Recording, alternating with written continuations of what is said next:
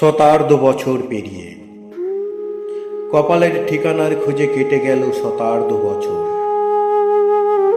হৃদয়ের লেখা চিঠিটা তাকে পৌঁছে দেওয়া হলো না এখনো।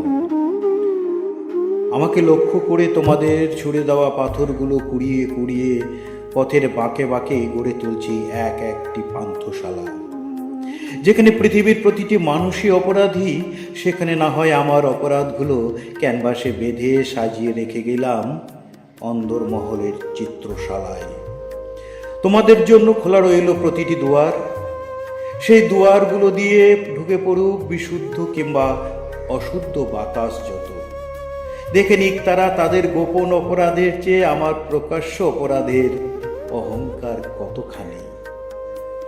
তোমাদের ভাণ্ডারে পাথর আছে যত, ছুঁড়ে দাও সব আমার বাগিচায়। সেই পাথরে এবার এক বিশাল পাহাড় গড়তে চাই, যার চূড়ায় দাঁড়িয়ে দাঁড়িয়ে দেখতে চাই কপালনগর আর কত দূর। দেখতে চাই পবিত্রতার প্রতিচ্ছবি হয়ে গঙ্গার জলের মতো তোমরা কেমন বয়েই চলেছ মহাসাগরের টানে। আর আমার গড়া সেই পাথরে পান্থশালায় তোমরা কেমন খুঁজে নিচ্ছ এক চিলতে প্রশান্তির আস্বাদ।